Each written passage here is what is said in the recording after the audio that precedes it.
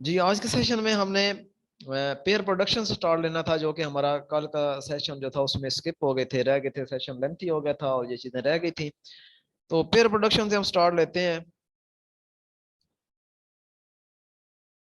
Pair production high energy phenomena है। Electromagnetic radiation के तीन तरह के हमने इंट्रक्शन देखे हैं: photoelectric effect, Compton effect और pair production. Photoelectric effect जो है ये लो रेंज एनर्जी फिनोमेना है, 0.5 मेगा इलेक्ट्रॉन वोल्ट। और ये जो पेयर प्रोडक्शन है ये हाई एनर्जी फिनोमेना है, 1.02 मेगा इलेक्ट्रॉन वोल्ट। और जो कॉम्पटन इफेक्ट है वो इनके दरमियान का एनर्जी फिनोमेना है। पेयर प्रोडक्शन को मटेरियलाइजेशन ऑफ एनर्जी भी कहते हैं, क्योंकि इसमें जो रेडिएशन है, जो वेव है या आप कह लें वेव है, वो कन्वर्ट हो रही है मैटर में। तो लिहाजा हम इसे मटेरियलाइजेशन ऑफ एनर्जी कहते हैं। इसके लिए कंडीशन जो ये है वो है कि पेयर प्रोडक्शन उस वक्त हो सकती है जब आपके पास कोई हैवी न्यूक्लियस अवेलेबल हो। हैवी न्यूक्लियस की अवेलेबिलिटी में हो सकता है, और इसकी वजह ये है कि मोमेंटम कंजर्व रह सके, जो सिस्टम का मोमेंटम है वो कंजर्व रह सके। यहाँ पे मैं आपको एक एक्स्ट्रा बात बताता चलूँ कि तकरीबन जो हमारे पास मैक्सिमम फिनोमिनाज हैं उन सब में ये एनर्जी, मोमेंटम, चार्ज, मैस, इस तरह की चीजें कंजर्व रहती हैं। एक चीज है जो कि वीक वीक इंटरेक्शन में कंजर्व नहीं रहती, वो है स्ट्रेंजनेस। ये एक दफा पीपीएससी में सवाल आया हुआ था कि कौन सी चीज जो है वो बाद औकात कंजर्व नहीं रहती, वो स्ट्रेंजनेस है। तो ये नोट कर लें, मेरे माइंड में ऐसे ही आ गई है तो मैंने बता दिया आपको। अच्छा, जब गैमा रेडिएशन इंटरेक्ट करती है हैवी न्यूक्लियस के साथ तो ये कन्वर्ट हो जाती है एक पेयर में, इलेक्ट्रॉन और पॉजिट्रॉन के पेयर में। पॉजिट्रॉन जो है ये एक ऐसा पार्टिकल होता है जिसका मैस जो है वो एग्जैक्टली इक्वल होता है इलेक्ट्रॉन के, लेकिन इसका जो चार्ज होता है वो पॉजिटिव होता है। यानी चार्ज इसका प्रोटॉन के चार्ज के इक्वल होता है। और ये पार्टिकल है जिसको प्रिडिक्ट किया था डायरैक ने 1928 में। और बाद में इसको कार्ल एंडरसन ने इसको डिस्कवर कर लिया था 1932 में गलबन।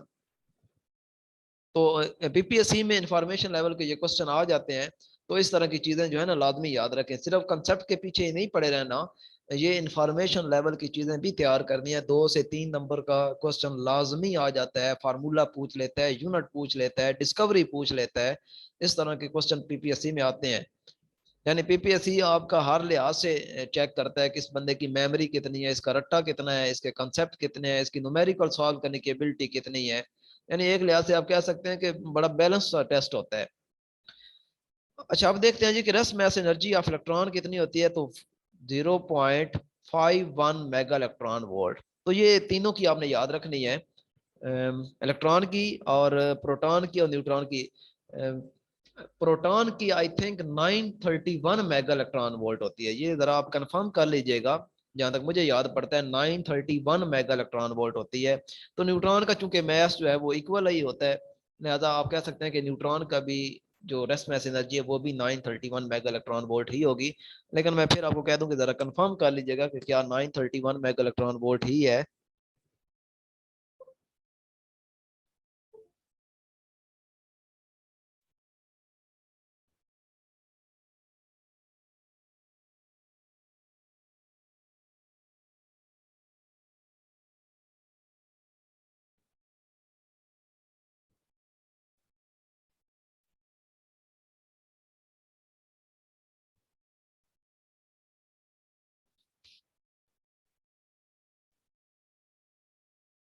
इसके अलावा मैंने आपको ये बताया था कि लास्ट टाइम भी पीपीएससी में एक क्वेश्चन आया हुआ था, mass of electron in atomic mass unit.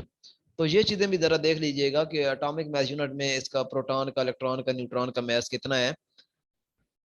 वैसे तो एटॉमिक मैस यूनिट जो है वो इक्वल होता है तकरीबन 1.66 × 10⁻27 किलोग्राम के इक्वल होता है। तो लिहाजा ये प्रोटॉन का और न्यूट्रॉन का तो बिल्कुल एग्जैक्टली इसी के इक्वल ही होता है। यानी आप कह सकते हैं कि 1.000 something atomic mass unit proton और न्यूट्रॉन का। इलेक्ट्रॉन का मुझे एग्जैक्टली याद नहीं है। इसके बाद नेक्स्ट जो चीज है, इफ रेडिएशन है only 1.02 mega electron volt, then pair produce cannot move after creation because both have not surplus energy to move. Of course जो मैटर है, सॉरी, जो इलेक्ट्रोमैग्नेटिक रेडिएशन थी जिसकी एनर्जी 1.02 मेगा इलेक्ट्रॉन वोल्ट है, अब उसी energy ने कन्वर्ट होना है दो चीजों में। ये एनर्जी थी, इसने कन्वर्ट होना अब एक इलेक्ट्रॉन में और एक पॉजिट्रॉन में।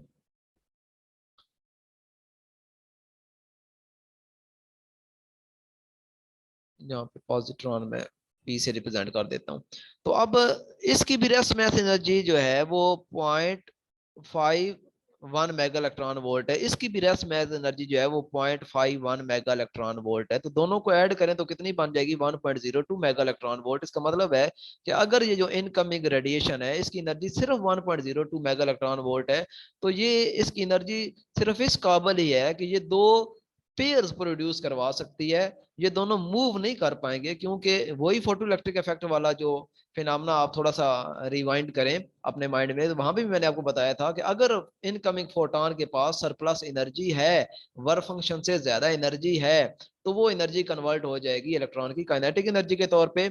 लेकिन अगर उसके पास इतनी सफिशिएंट एनर्जी नहीं है तो वो सिर्फ इलेक्ट्रॉन को नॉक आउट करेगी फोटो इलेक्ट्रिक इफेक्ट के केस में। तो वहां यहाँ पे भी आप उसको यूज कर सकते हैं उसी कंसेप्ट को कि अगर इनकमिंग फोटोन की एनर्जी 1.02 मेगा इलेक्ट्रॉन वोल्ट से एनर्जी ज्यादा होगी, तब after production of both particle ये दोनों किसी एनर्जी के साथ मूव करेंगे और ये जो एनर्जी होगी वो यहीं से आएगी जो इसके पास सरप्लस एनर्जी होगी 1.02 मेगा इलेक्ट्रॉन वोल्ट से ज्यादा एनर्जी।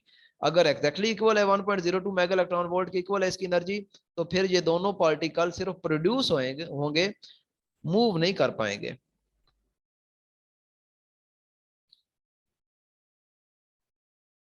इसके बाद ये चीज अभी मैंने डिस्कस कर दी है कि जो एनर्जी ऑफ फोटोन है वो किस किस में यूज होगी, वही नीचे इक्वेशन की फॉर्म में लिखी हुई है। ये एच एफ जो है इनकमिंग फोटोन की एनर्जी है, ये कन्वर्ट हुई है किस में? 2m0c²। ये 2 इसलिए लिखा है क्योंकि पॉजिट्रॉन और इलेक्ट्रॉन का चूंकि मैस सेम है, तो लिहाजा उनकी रेस्ट मैस एनर्जी भी सेम होगी, लिहाजा 2 टाइम हो गई रेस्ट मैस एनर्जी। और बाकी जो एनर्जी इसकी होगी, अगर एक्स्ट्रा एनर्जी इसके पास है, तो वो इलेक्ट्रॉन की काइनेटिक एनर्जी और पॉजिट्रॉन की काइनेटिक एनर्जी में कन्वर्ट हो जाएगी। लेकिन शर्त यह है कि जो इनकमिंग फोटोन था उसके पास इतनी सरप्लस एनर्जी होगी तब। इसके अलावा interaction takes place in the electric field in vicinity of heavy nucleus. Electric field जो है हैवी न्यूक्लियस के इलेक्ट्रिक फील्ड की अवेलेबिलिटी में ये होता है।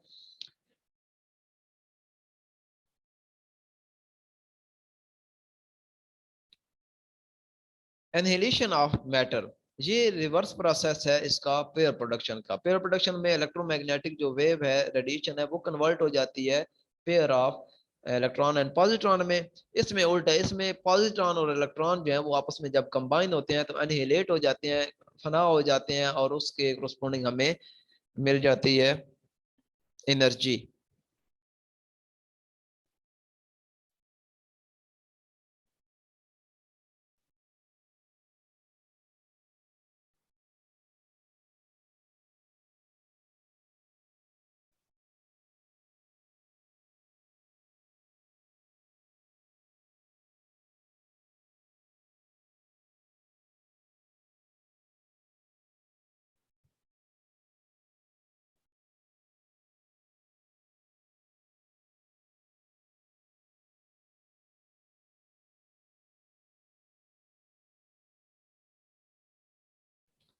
जी, annihilation of matter reverse process है पेयर प्रोडक्शन का।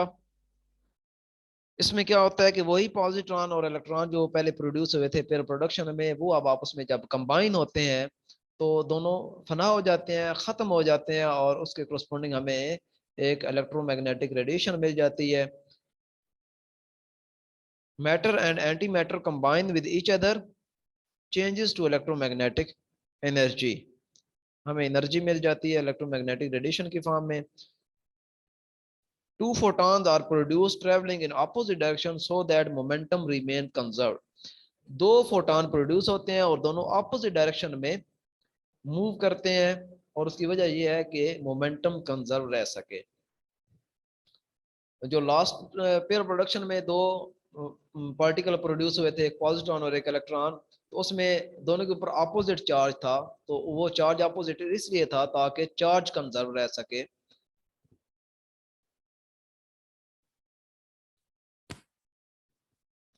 यहाँ पे वो चीज आ गई है जो मैं अभी आपको बता रहा था कि जो पॉजिट्रॉन है ये प्रिडिक्ट किया था डायरेक्ट ने 1928 में, और फिर कार्ल एंडरसन ने इसको 1932 में डिस्कवर किया था।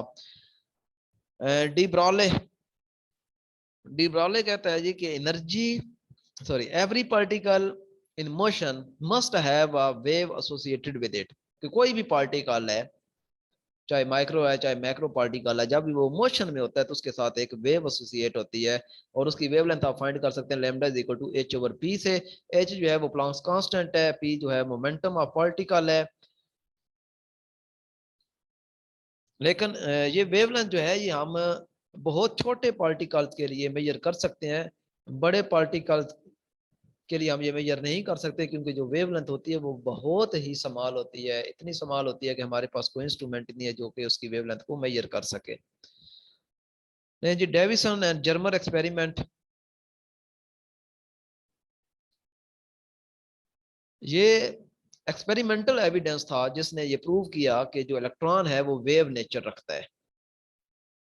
वैसे तो जो फोटो इलेक्ट्रिक इफेक्ट है और कॉम्पटन इफेक्ट है और पेयर प्रोडक्शन है, इसमें क्या है, इसमें हम ये शो करते हैं कि जो इलेक्ट्रोमैग्नेटिक रेडिएशन है वो बिहेव करती है एज पार्टिकल, पार्टिकल नेचर वहां पे शो होती है।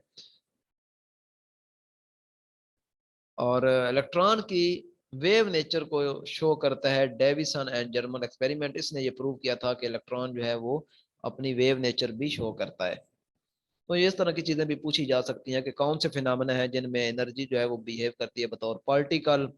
और इसी तरह इलेक्ट्रॉन के बारे में पूछा जा सकता है कि ये कब जो है वो वेव नेचर के तौर पे बिहेव करता है। तो जब भी इलेक्ट्रॉन को आप डिटेक्ट करने की कोशिश करते हैं तो ये बतौर वेव बिहेव करता है। जब भी इलेक्ट्रॉन को डिटेक्ट करने की ट्राई करते हैं किसी भी ऑपरेटर से तो ये बतौर वेव बिहेव करता है।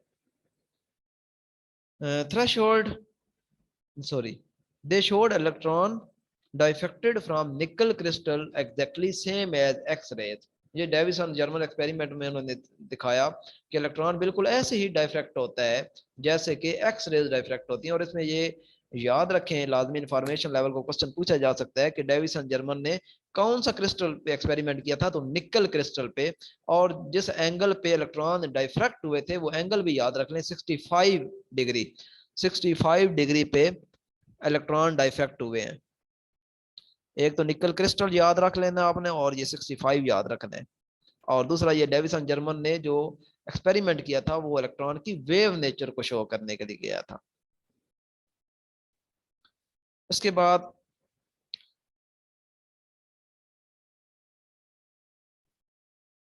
जो इलेक्ट्रॉन्स की डाइफ्रेक्टेड बीम थी उसको रिकॉर्ड किया गया एज करंट। वैसे भी हम जर्नली भी पढ़ते हैं कि जब इलेक्ट्रॉन फ्लो करते हैं तो उसको हम बतौर करंट ही ले रहे होते हैं। तो इसमें भी ऐसे है कि जो इलेक्ट्रॉन्स की बीम डाइफ्रैक्ट हुई और डिटेक्टर ने इसको डिटेक्ट किया तो बतौर करंट डिटेक्ट किया। Gain of kinetic energy of electron is given by, अब वो जब इलेक्ट्रॉन को पोटेंशियल डिफरेंस प्रोवाइड करके उसको एक्सेलरेट करवाया गया तो इलेक्ट्रॉन ने जो एनर्जी गेन की वो एनर्जी आप फाइंड कर सकते हैं 1/2 mv² is equal to v potential difference into e charge on electron. तो यहाँ से आप एम वी की वैल्यू निकाल सकते हैं √2 mve।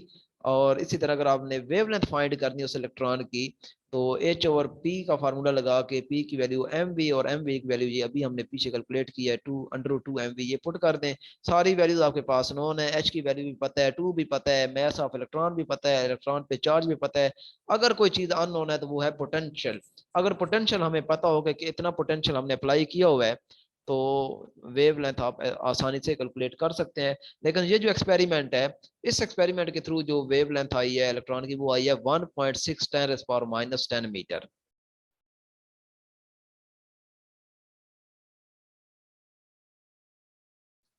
वेव पार्टिकल ड्यूअलिटी, ये एक साइड पे इंफॉर्मेशन लिखी है। ये आप वैसे भी जो फर्स्ट ईयर और सेकंड ईयर की जो बुक्स हैं उनकी साइड पे जो इंफॉर्मेशन लिखी होती है वो लाजमी कर लें। एक दफ़ा बहुत पहले ERG का क्वेश्चन आया हुआ था कि ERG स्टैंड फॉर इलेक्ट्रो रेटिनोग्राफी। तो इस तरह जब पता चलता है कि जी वो साइड इन्फो इन्फो से आया हुआ था क्वेश्चन, तो फिर बंदे को बड़ा अफसोस होता है कि वो पढ़ लेनी चाहिए थी। छोटी छोटी इंफॉर्मेशन होती हैं वो आप पढ़ लें, जो लंबी लंबी जिनमें वैल्यूज दी होती हैं वो तो पॉसिबल नहीं है।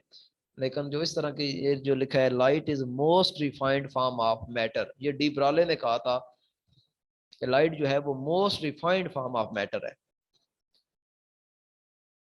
जी, wave particle duality, in finding E by M of electron particle nature was considered. Electron की जब हमने E by M ratio find की तो उसमें इलेक्ट्रॉन की वेव ने पार्टिकल नेचर को कंसिडर किया गया था। प्रिंसिपल ऑफ कंप्लीमेंटेरिटी क्या है, ये नील बोर ने प्रेजेंट किया था, ये भी आपको याद रखना होगा।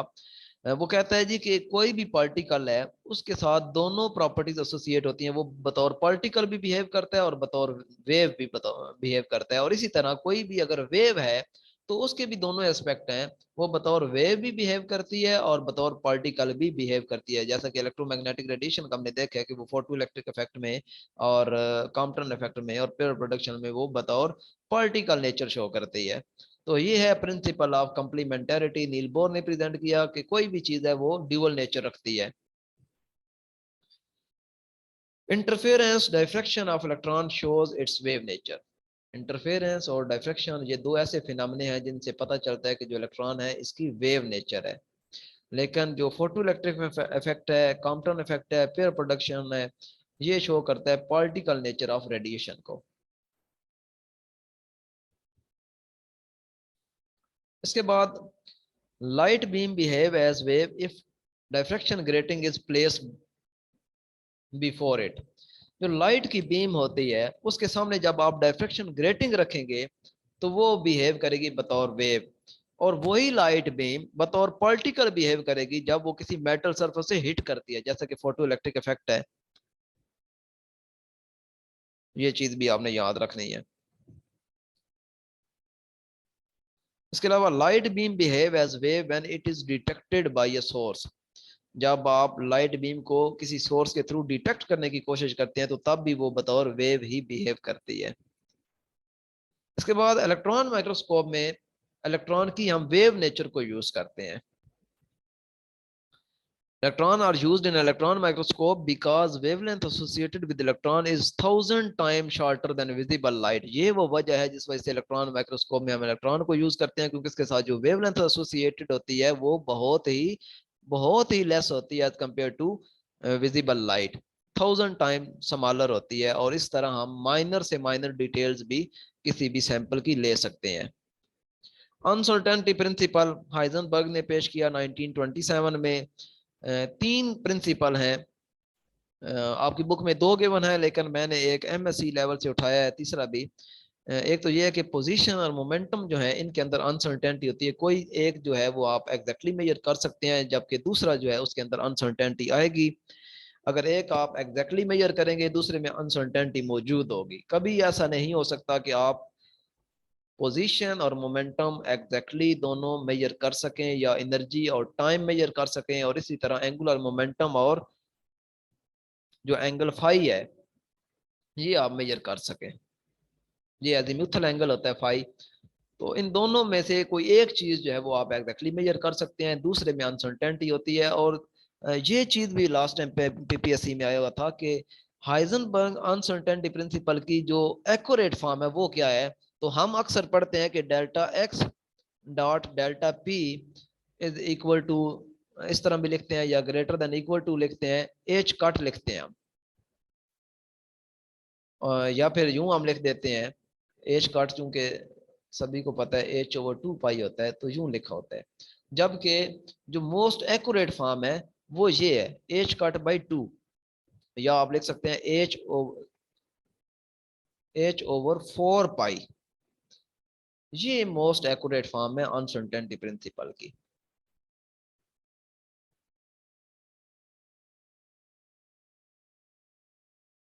तो देख लें पीपीएससी में कैसे कैसे क्वेश्चन आए होते हैं, लिहाजा ये चीज़ें मैं साथ साथ बताता इसीलिए रहता हूँ ताकि आप जो है वो फुली प्रिपेयर्ड हों हर किस्म के क्वेश्चन के लिए।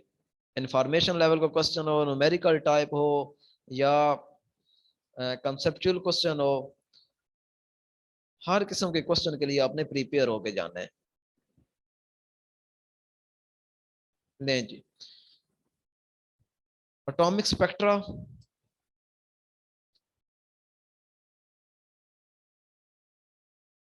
ये सेकंड लास्ट यूनिट अभी हमने स्टार्ट किया है। तीन किस्म के स्पेक्ट्रा होते हैं, continuous spectra, black body radiation इसकी एग्जांपल है, बैंड स्पेक्ट्रा इसकी मॉलिक्यूलर स्पेक्ट्रा इसकी एग्जांपल है, डिस्क्रीट या लाइन स्पेक्ट्रा इसकी आगे एग्जांपल है, एटॉमिक स्पेक्ट्रा। इसके अलावा आपके पास कुछ सीरीज हैं, जब भी कोई इलेक्ट्रॉन ट्रांजिशन बनाता है तो हमारे पास डिफरेंट सीरीज है, 5 सीरीज है, लाइमन सीरीज है, बामर सीरीज है, पास्टन सीरीज है, ब्रैकेट सीरीज है और फंड सीरीज है। इसमें एक एलिमेंट जो है वो रीडबर्ग कांस्टेंट है, वो आपने याद करना है। इसकी वैल्यू होती है 1.09 × 10⁻⁷ पर मीटर। इसे रीडबर्ग कांस्टेंट कहते हैं। अगर आपके पास कोई न्यूमेरिकल आ जाए तो आपने 1.09 पुट नहीं करना, बल्कि आप सिर्फ 1 पुट कर दें और 10⁻⁷ लगा दें, और इसका यूनिट भी याद रख लें, पर मीटर है। तो लाइमन कहता है कि जब इलेक्ट्रॉन फर्स्ट ऑर्बिट में किसी भी ऑर्बिट में जाता है, चाहे सेकंड में जाता है चाहे थर्ड में, तो उसके लिए आप लाइमन सीरीज यूज करते हैं। बामर जो है वो कहता है जब कोई इलेक्ट्रॉन सेकंड से जंप करके थर्ड में या फोर्थ में या फिफ्थ में जाता है तो फिर बामर डील करता है। इसी तरह पास्टन, ब्रैकेट और पिफंड है। इसके अलावा ये आपने याद रखना है कि जो लाइमन सीरीज है वो अल्ट्रा वायलेट रीजन में लाई करती है, और पिफंड जो है या फंड सीरीज जो है इसे ये, और ब्रैकेट और पास्चन, ये तीनों जो है लास्ट वाली तीनों, ये तीनों की तीनों इंफ्रारेड रीजन में इनकी रेडिएशन जो है लाई करती हैं। और बामर जो है ये विजिबल में है, यानी लाइमन जो है वो अल्ट्रावायलेट, बामर जो है वो विजिबल, और बाकी तीनों जो है वो इंफ्रारेड रीजन में। और ये सबसे पहली जो सीरीज डिस्कवर हुई थी, ये भी याद रखें, वो बामर सीरीज हुई थी। ये ना हो कि आप कहें कि क्योंकि लाइमन जो है वो पहले नंबर पे है तो इसलिए वही भी डिस्कवर हुई थी। पहली सीरीज बामर सीरीज डिस्कवर हुई थी 1885 में, बामर ने की थी।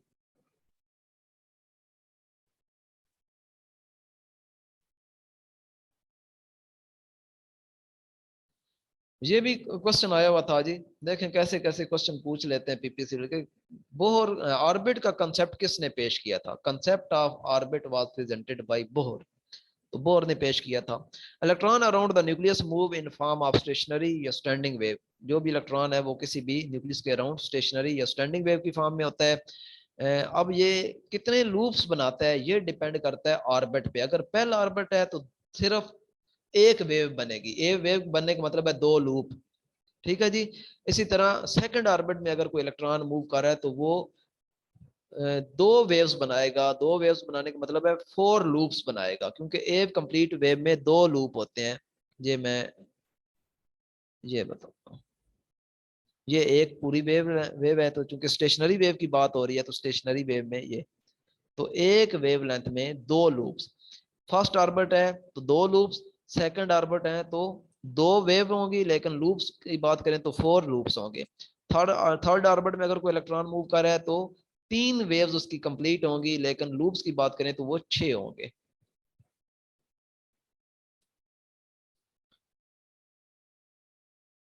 इसको हम लिख सकते हैं, जो इसका सरकमफेरेंस बनता है L is equal to 2 pi R is equal to N lambda. N जो है ये प्रिंसिपल क्वांटम नंबर है। अच्छा, इसके बारे में भी क्वेश्चन आया हुआ था एन के बारे में भी, कि जो एन है ये मोस्ट क्लोजली रिलेटेड है रेडियस के साथ, एनर्जी के साथ, एंगुलर मोमेंटम के साथ, और इस तरह कोई चौथा ऑप्शन भी था। तो एन जो है ये मोस्ट क्लोजली जो रिलेटेड है ये एनर्जी के साथ है। वैसे तो ऑर्बिट में भी एन की वैल्यू आती है, एंगुलर मोमेंटम में भी। ये अभी हम इसका पोस्टुलेट ये नीचे पढ़ेंगे, M V R equal to N H over 2 pi, इसमें भी एन आ रहा है। लेकिन जो इसका ज्यादा रिलेशनशिप हम पढ़ते हैं वो एनर्जी के साथ पढ़ते हैं।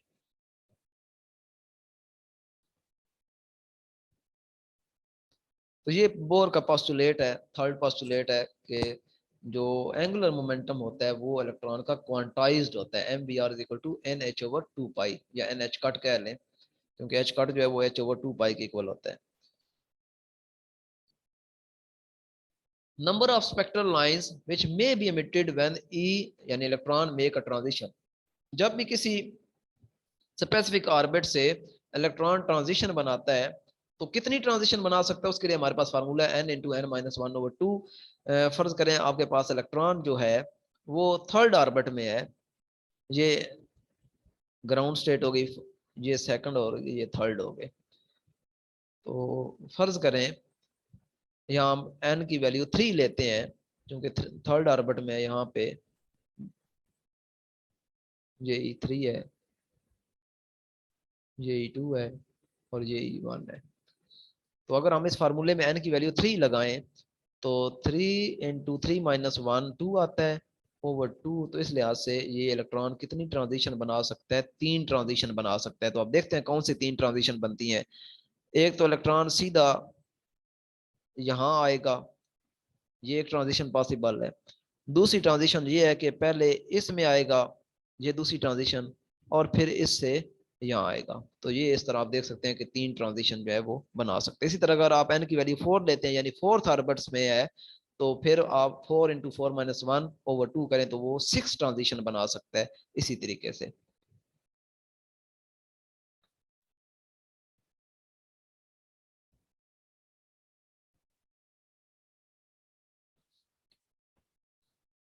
इसके बाद रेडियस ऑफ इलेक्ट्रॉन जो है R N is equal to N square R nought जो है वो बोर रेडियस होता है, जिसकी वैल्यू 0.53 एंगस्ट्रॉम है। ये भी आपने याद रखनी है।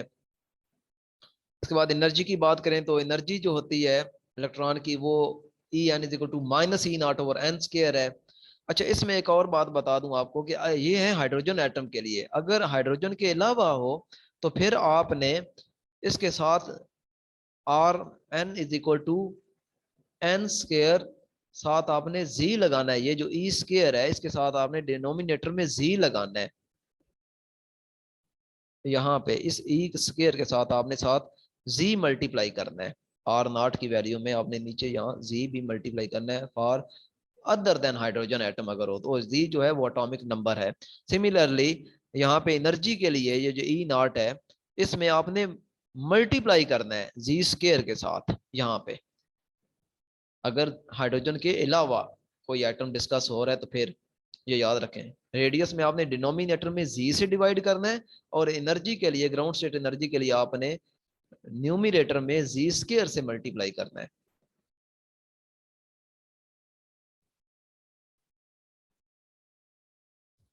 तो एनर्जी जो है इलेक्ट्रॉन की किसी भी ऑर्बिट में E N is equal to minus E nought over N square है, ये नेगेटिव होती है। अच्छा, लास्ट में एक ये भी क्वेश्चन आया था कि energy of electron in any orbit is, तो नेगेटिव, पॉजिटिव, जीरो, इन्फिनिटी, इस तरह की तो नेगेटिव होती है। एनर्जी ऑफ इलेक्ट्रॉन नेगेटिव होती है और ये बताती है कि बाउंड सिस्टम है और सेंट्रल फोर्स प्रॉब्लम है। इसमें एक और जो चीज याद रखनी है वो याद रखनी है कि पोटेंशियल एनर्जी जो है वो डबल होती है काइनेटिक एनर्जी के। चाहे इस तरह का केस हो, चाहे प्लेनेट की बात हो रही हो कि प्लेनेट जो है या सैटेलाइट जो है वो प्लेनेट के गिर्द रिवॉल्व कर रहा है, ये अर्थ है और कोई प्लेनेट सर्कुलर ऑर्बिट में मूव कर रहा है, चाहे इसकी बात हो रही हो चाहे इलेक्ट्रॉन की बात हो रही हो, ये याद रखना है कि जो पोटेंशियल एनर्जी होती है ये डबल होती है काइनेटिक एनर्जी से। और जो काइनेटिक एनर्जी होती है वो हमेशा पॉजिटिव होती है, और जो पोटेंशियल एनर्जी है ये हमेशा नेगेटिव होती है, और जो टोटल एनर्जी है वो भी हमेशा नेगेटिव होती है। और अगर आपके पास टोटल एनर्जी दी हुई हो तो सिंपली काइनेटिक एनर्जी आप कैसे फाइंड कर सकते हैं। देखें, अगर टोटल एनर्जी आपके पास है माइनस ई, क्योंकि मैंने बताया कि टोटल एनर्जी हमेशा नेगेटिव होती है, तो काइनेटिक एनर्जी जो होगी वो आपके पास प्लस ई हो जाएगी। यानी आपको कैलकुलेट करने की जरूरत ही कोई नहीं, प्लस ई जो है वो काइनेटिक एनर्जी होगी। और पोटेंशियल एनर्जी अगर आपने फाइंड करनी है तो ये अभी मैंने फार्मूला बताया है, साथ नेगेटिव भी लगाना है। पोटेंशियल एनर्जी आपकी नेगेटिव होती है हमेशा, लेकिन ट्वाइस होती है काइनेटिक एनर्जी के। पोटेंशियल एनर्जी हमेशा नेगेटिव होती है, चाहे सैटेलाइट मूव कर रहा हो अर्थ के अराउंड, चाहे इलेक्ट्रॉन रिवॉल्व कर रहा है न्यूक्लियस के अराउंड। ये दोनों सिमिलर केसेस आप इनको लेके चल सकते हैं। तो जो बातें बताई हैं वो आप याद रख लीजिएगा। काइनेटिक एनर्जी पॉजिटिव होती है, पोटेंशियल एनर्जी हमेशा नेगेटिव होती है, लेकिन काइनेटिक एनर्जी से डबल होती है। टोटल एनर्जी हमेशा नेगेटिव होती है।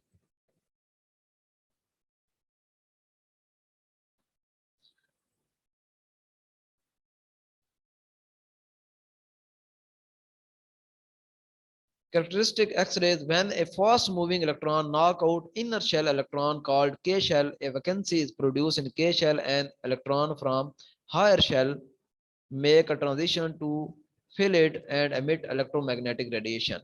फास्ट मूविंग इलेक्ट्रॉन जब किसी इलेक्ट्रॉन को नॉक करता है तो उस इलेक्ट्रॉन की जगह लेने के लिए एक और इलेक्ट्रॉन जो है वो उसकी जगह आता है और इस तरह इलेक्ट्रोमैग्नेटिक रेडिएशन खारिज करता है और उन्हें हम कहते हैं एक्स रेस। एक्स रेस दो तरीकों से प्रोड्यूस करवाई जा सकती है, एक तो तरीका ये है, दूसरा ये है कि जब कोई इलेक्ट्रॉन फास्ट मूविंग कर रहा हो और वो सडनली डिसलरेट होता है तो उस वक्त भी वो रेडिएशन खारिज करता है, उन्हें हम ब्रेकिंग रेडिएशन कहते हैं या फिर ब्रह्मस्ट्रॉन्ग रेडिएशन कहते हैं।